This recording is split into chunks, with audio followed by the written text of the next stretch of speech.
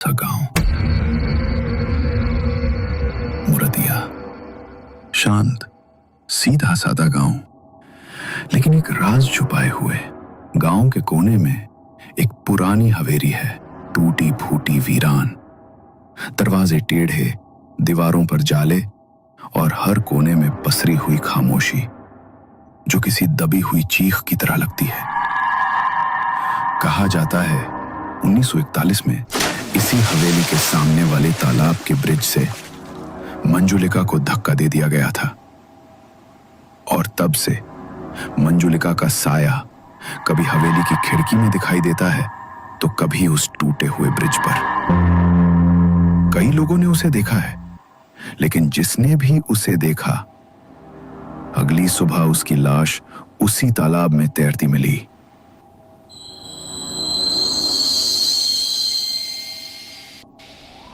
हल्की ठंडी हवा चल रही थी, झींगुरों की आवाजें लगातार सुनाई दे रही थी, कहीं दूर से कुत्तों के भौंकने की मतम आवाज गूंज रही थी। चाय के एक पुराने ठेले पर लालटेन की टिमटिमाती रोशनी अजीब सा सुकून और डर दोनों पैदा कर रही थी। चारों दोस्त अर्जुन, रागिनी, अंकित और मीनल गर्म चाय के कुल्हड़ हाथ में लिए बेंच पर बैठे थे।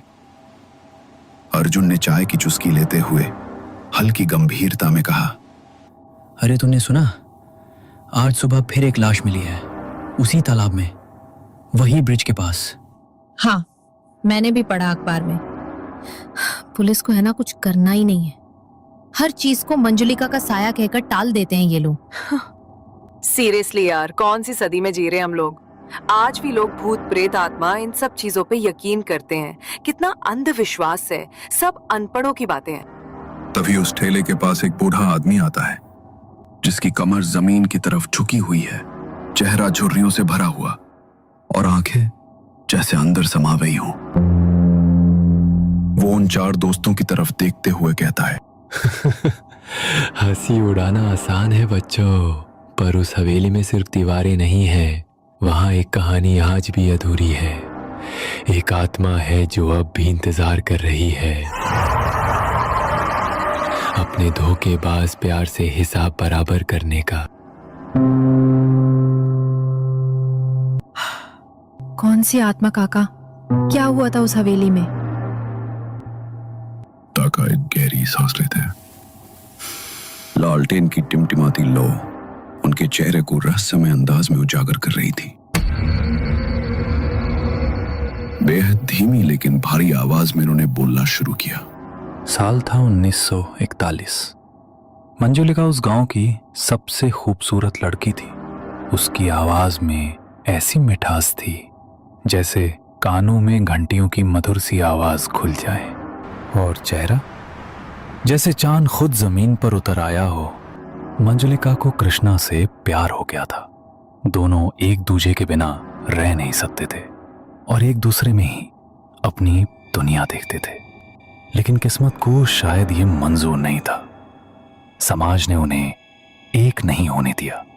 मंजुलिका की शादी बचपन में ही तय हो चुकी थी।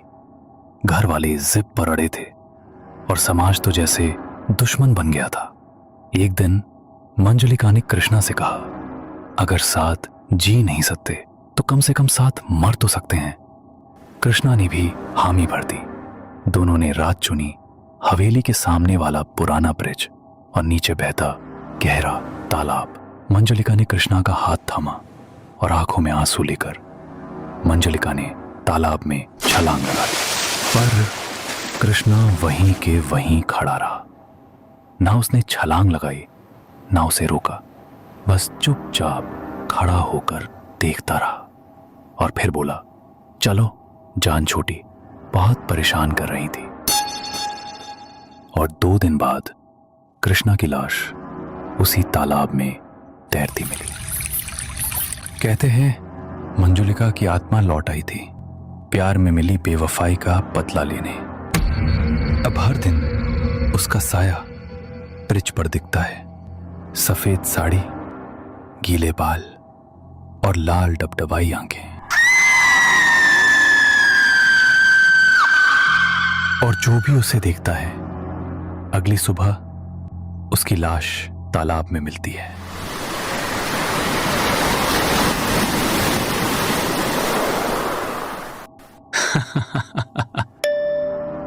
यार क्या स्टोरी सुनाई काका ने। मतलब सीरियसली इतनी डिटेल, इतनी फीलिंग। अगर ये मूवी बनती ना तो थिएटर में सीट से चिपक जाते सब। पूरा फर्स्ट डे फर्स्ट शो वाला हिट होता। खाई, सच में एकदम जबरदस्त स्टोरी थी। हॉरर, थ्रिलर, सस्पेंस, प्यार, सब कुछ था। और वो आत्मा भी। और जिस तरह काका ने बताया, हर सीन मेरे दिमाग में विजुअल बन रहा था। नेटफ्लिक्स पे आता तो मैं बिंज वॉच कर डालती। और इस स्टोरी का प्लॉट, उफ भाई, सच में ऐसा लगा जैसे कॉन्जरिंग और डीडीएलजे की शादी हो गई हो। एक तरफ भूत, दूसरी तरफ इश्क। वो मंजलिका का ब्रिज वाला सीन ना, सुनते सुनते मेरी चाय ठंडी हो गई। काका ने ऐसा डायलॉग मारा कि मैंने तो कुल्हड़ नीचे रख दिया। चलो जान छूटी। अबे ये कौन बोलता है भूतिया ब्रेकअप के बाद? तुम सब सीरियसली मान भी गए काका की डरावनी प्रेम कहानी को? मतलब प्यार, धोखा, ब्रिज, आत्मा और फिर क्लाइमेक्स में चलो जान छूटी। काका को ऑस्कर दिलवा दो कोई। ऑनेस्टली कहानी सॉलिड थी, एंटरटेनमेंट फुल ऑन था।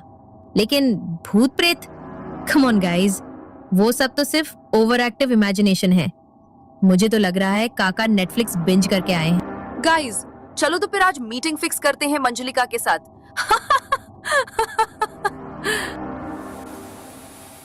काका धीरे से खड़े होते हैं। उनकी आंखों में चेतावनी साफ झलक रही थी। चारों दोस्तों की ओर देखते हुए काका ने सख्त लहजे में कहा, मजाक उड़ाओ बेटा। बहुतों ने हंसी उड़ाई थी, फिर वही हंसी उनकी चीख में बदल गई। लेकिन एक बात अच्छी तरह से याद रखना, उस हवेली के अंदर जाने का सोचना भी मत। जो वहां गया वो कभी लौट के नहीं आया। सावधान बच्चा, हवेली जाग रही है और तेरी किस्मत भी। हंसो, लेकिन एक बात कान खोल कर सुन लो। जब डर मजाक बनता है तो सबसे पहले हंसी ही गायब होती है। चलो फिर मंजुलिका को जाकर खुद बताते हैं, हम डरते नहीं और डरावनी कहानियों पर यकीन भी नहीं करते। और अगर सच में भूत मिला तो मैं उसी वक्त रील्स बना दूंगा। वायरल गारंटीड एकदम। और अगर कुछ गड़बड़ हुई ना तो अर्जुन याद रखना, तू ही था मास्टरमाइंड इस ब्रिलियंट प्लान का। चारों दोस्त बाइकों तक पहुंचते हैं। अर्जुन और अंकित बाइक स्टार्ट करते हैं। मीनल और रागिनी पीछे बैठती हैं। फिर दोनों बाइक्स अंधेरे रास्ते पर हवेली की ओर निकल पड़ती हैं। पीछे सिर्फ उड़ती धूल और सन्नाटा रह जाता है। काका ने उन्हें दूर से जाते हुए देखा।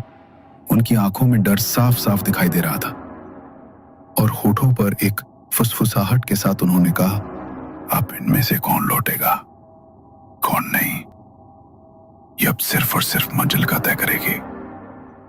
रात के करीब 12 बज चुके थे। चांद बादलों के पीछे छिपा हुआ था। हवेली की तरफ जाने वाली पगडंडी पर चारों दोस्त अर्जुन, रागिनी, मीनल और अंकित बाइक रोककर पैदल चलने लगे। हवा में ठंडक बढ़ रही थी और पुराने पीपल के पेड़ की डालियां सरसराती हुई उनके सिर के ऊपर झुक रही थी। तो दोस्तों, क्या सच में उस हवेली में मंजुलिका का साया था? क्या हुआ उन 4 दोस्तों के साथ? जानने के लिए सुनिए अगला एपिसोड।